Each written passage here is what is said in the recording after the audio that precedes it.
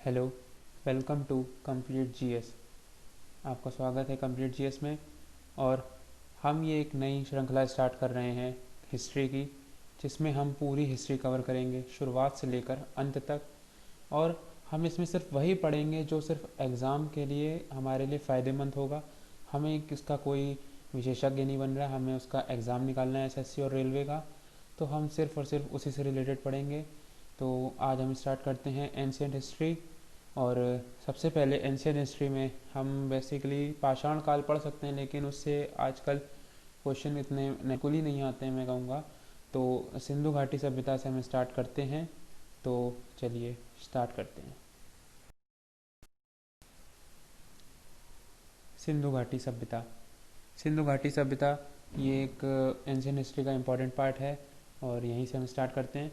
तो radio carbon C14 विश्लेषण पद्धति के द्वारा इस घाटी की सभ्यता की सर्वमान्य तिथि जो मानी गई है वो है 2500 से 1750 ईसा पूर्व, यानी 2500 टू 1750 BC।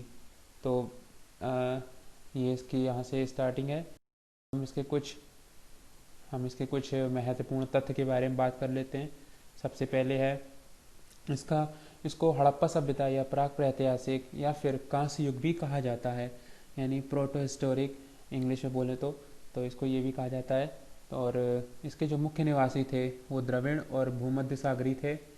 और इसके बाद आगे चलते हैं। इसकी प्रमाणिक खोज कहा जाता है 1924 में जॉन मार्शल ने दुनिया के समक्ष रखा। इस सभ्यता का पहली बार अपने मतलब उन्होंने इसको समक्ष रखा। उन्होंने बताया कि ये भी सभ्यता थी कोई। लेकिन इसको सबसे पहले 1921 में राय बहादुर दयाराम साहनी जी ने हड़प्पा नामक स्थान खोजे थे, हड़प्पा के अवशेष खोजे थे। इसके बारे में हम आगे बताएंगे आपको सभी स्थानों के बारे में। और उसके एक साल बाद 1922 में राखाल दास बनर्जी जी ने मोहनजोदड़ो की खोज की थी।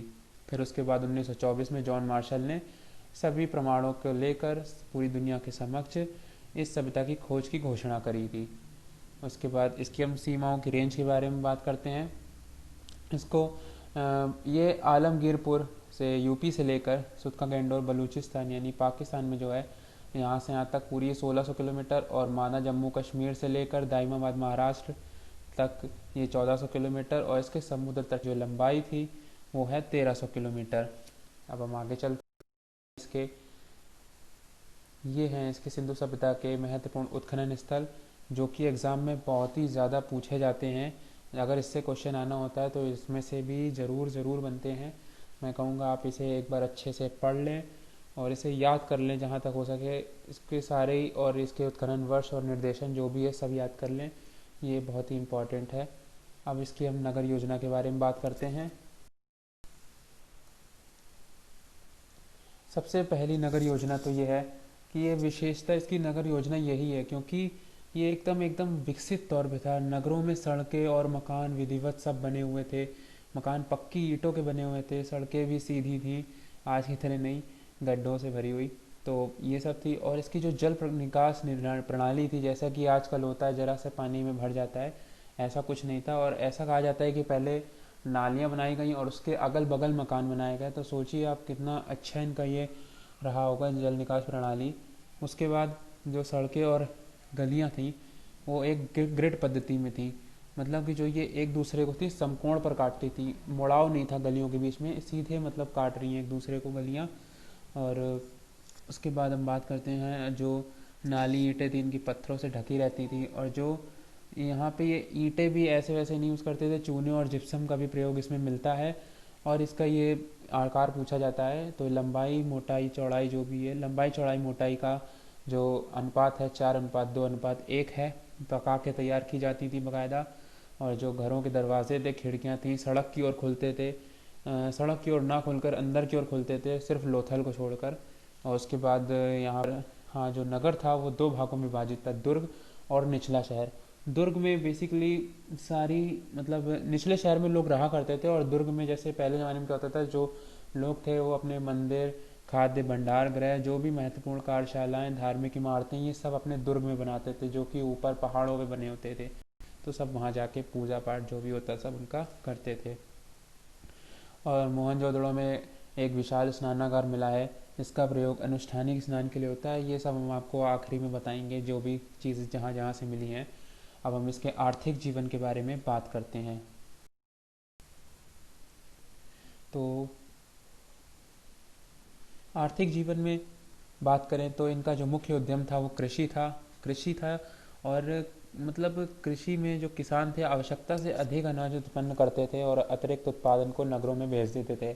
और वहाँ पे अन्नागार जो होते थे, मतलब कोल्ड स्टोरेज टाइप, वहाँ पे इनको रख दिया जाता था। और कहाँ होते थे ये सब होते थे दुर्ग में, जो भी मैंने बताया था आपको। अब इसमें प्रमुख खाद्यान्न कई खेती होती थी, गेहूं की, जौ की, चावल की खेती बेसिकली लोथल और रंगपुर में होती है, जो कि गुजरात में है आज। तो ये सब मैं आपको आखिरी में बताऊंगा। और इसके बाद हम बात करें तो पशुपालन भी कृषि के साथ साथ करते थे। जैसे हम लोग आजकल सब गाय, डॉगी ये सब पालते हैं, ये भी करते थे।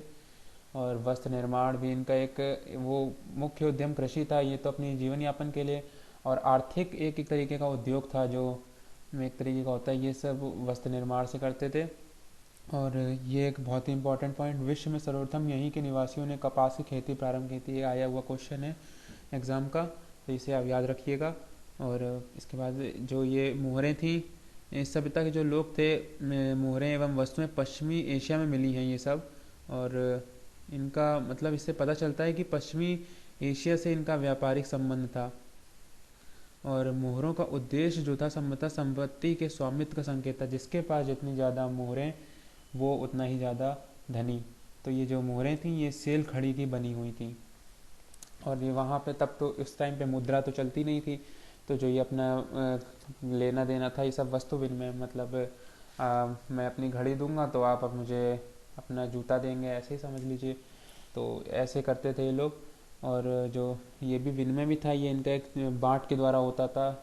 बाट थे चट नामक पत्थर के, ये उसके द्वारा करते थे। और सुमेरिया, यानी कि सुमेरिया किसका नाम था? आधुनिक दक्षिणी इराक का। ये भी क्वेश्चन इंपॉर्टेंट है। सुमेरिया के लेखों से ज्ञात होता है कि उन नगरों के व्यापारी मेलुहा के व्यापारियों के साथ वस्तु विनिमय करते थे। मेलुहा यानी कि सिंधु प्रदेश, जो कि पाकिस्तान में पड़ता है, ये वहाँ से करते थे अपना व्यापार पूरा। और इसके बाद लास्ट में इसका एक लोथल एक बंदरगाह नगर था। यानी बंदरगाह यानी बोले तो जैसे आपको पता ही है, बंदरगाह जहाँ से सामान की लोडिंग अनलोडिंग करी जाती है, ये वही है। अब हम इसके शिल्प तथा उद्योग धंधों के बारे में।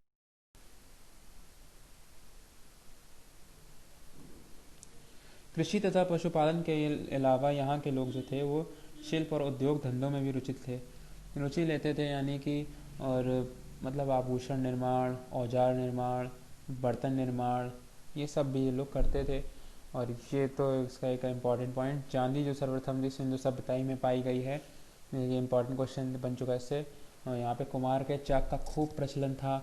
चाक पर मिट्टी के बर्तन बनाना, खिलौने बनाना और मुद्राओं का निर्माण करना, आभूषण एवं और भी चीज़ें थी, प्रमुख उनके उद्योग धंधे थे ये सब।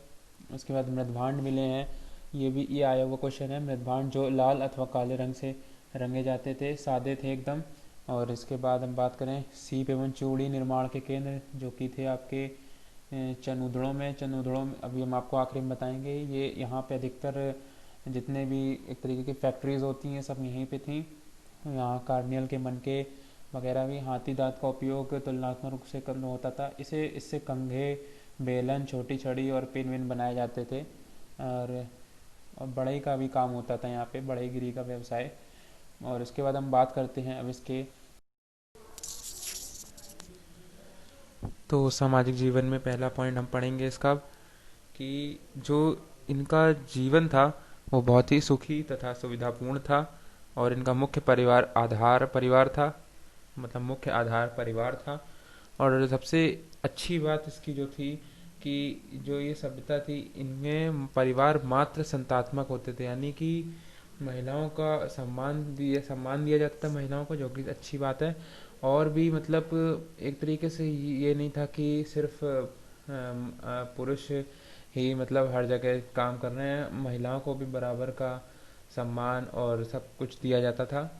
उसके बाद व्यवसाय के आधार पर वर्गों में विभाजन होता था। आज की तरह नहीं कि पहले ही से जो जिस कुल में या जिस जाति में पैदा हुआ है वो उसी जाति का है। जो पूजा पाठ कर रहा है। पहले उस ज़माने में ऐसा होता था कि जो पूजा पाठ कर रहा है वो पुरोहित, और जो बेच रहा है सामान वो व्यापारी, शिल्पकार जो मतलब बना रहा है कोई चीज़, और मजदूरी जो कर रहा है वो श्रमिक। तो इस हिसाब से होता था।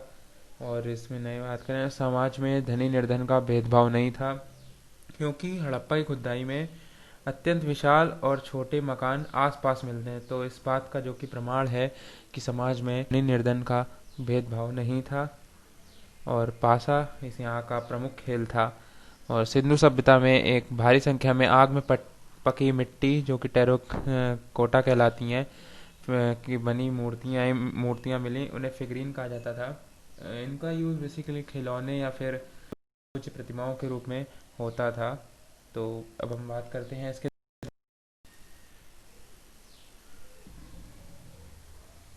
तो धार्मिक जीवन के बारे में हम बात करते हैं।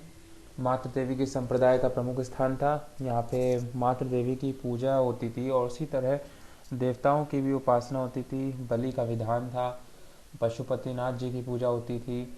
और यहाँ पर एक मूर्ति पाई गई है मोहनजोदड़ो में, पद्मासन लगाए एक 3 मुख वाला पुरुष, जिसके सिर पर 3 सिंह हैं, बाईं ओर एक गैंडा तथा एक भैंसा, एवं दाईं ओर एक हाथी तथा एक बाघ है। नीचे 2 हिरण बैठे हुए हैं। इसे पशुपति महादेव का रूप माना गया है।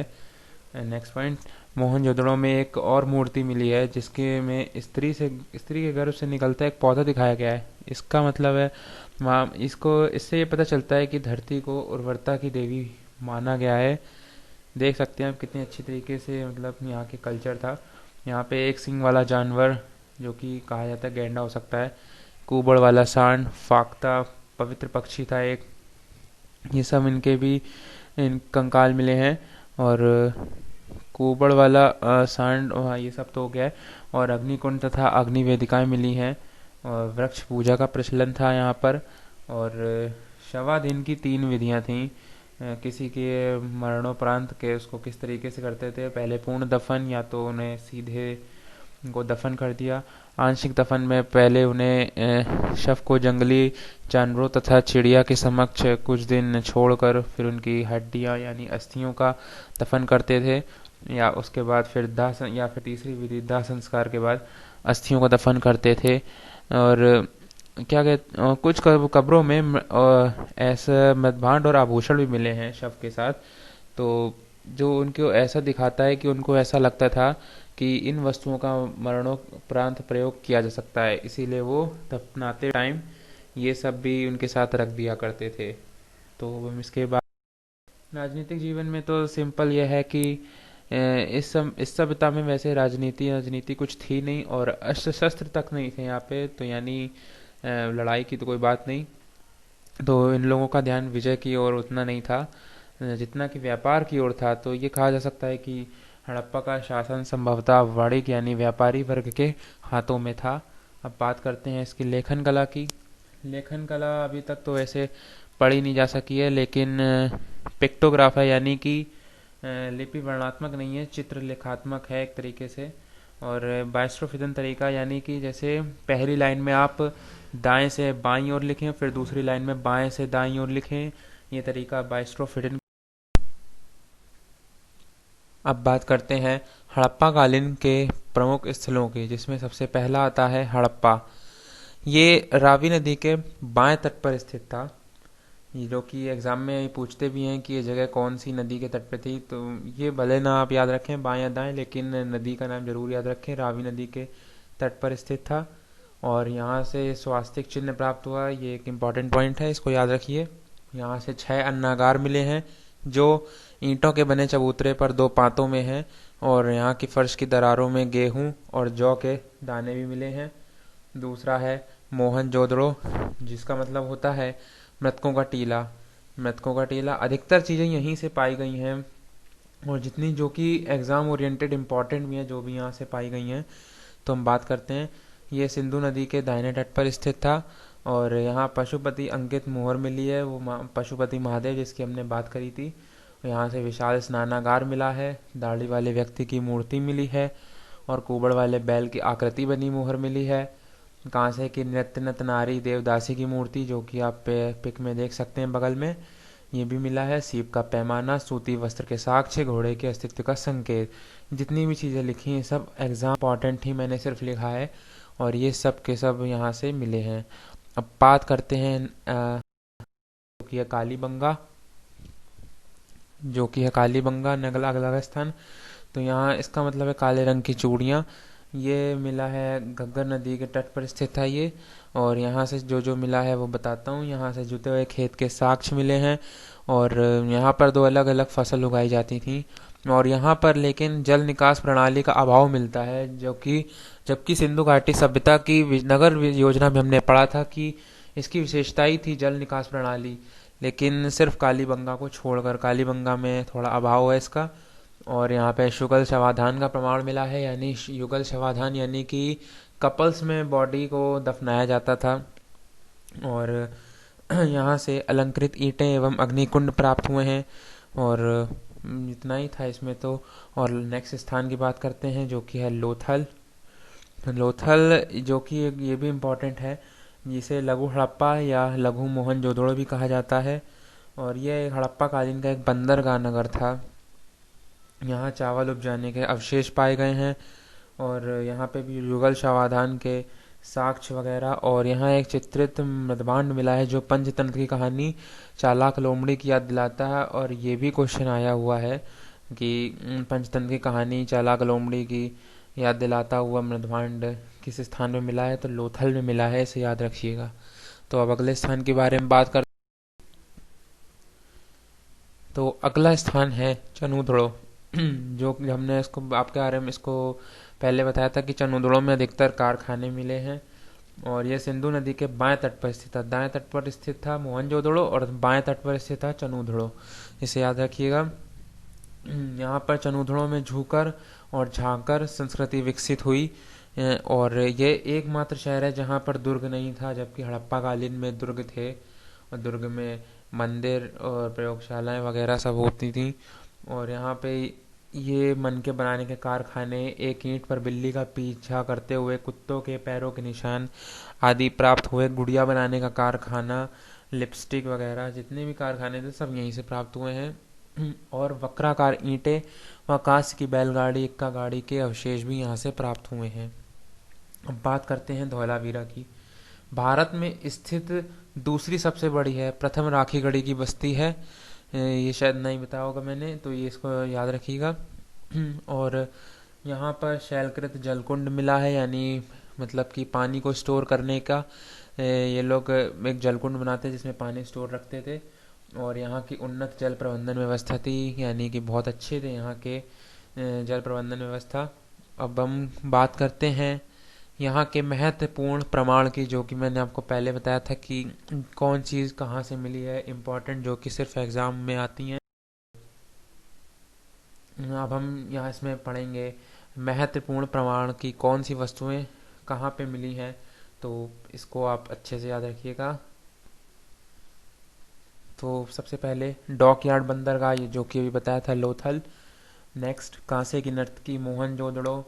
सूती कपड़े का साक्ष्य मोहनजोदड़ो। आर्यों के आक्रमण का साक्ष्य मोहनजोदड़ो। विशाल स्नानागार मोहनजोदड़ो। जहाज के निशान वाली मोहर मोहनजोदड़ो। कांसे का पैमाना मोहनजोदड़ो। वृषभ मुद्रा मोहनजोदड़ो। और पशुपति शिव की प्रतिमा मोहनजोदड़ो। तो आप देख सकते हैं कि अधिकतर जो चीज़ें मोहनजोदड़ो ही से प्राप्त हुई हैं। और इस पर ज़रूरी जैसे मोहर वगैरह, ये सब आराम से आप टिक लगा सकते हैं। मोहनजोदड़ो आसानी से याद कर सकते हैं इसे। तो कुछ सबसे पहले मातृ देवी प्रतिमा हड़प्पा बताया था आपको। मन के बनाने का कारखाना, कारखाना कहीं पे भी आ जाए आप आंख बंद करके चनोदड़ो टिक करिएगा। और लकड़ी की नाली कालीबंगा, जो कि बहुत अच्छी थी यहाँ की। जो कि मतलब यहाँ के हमने बताया था आपको कि यहाँ पे अभाव मिला था, लकड़ी की नाली बनाई गई थी।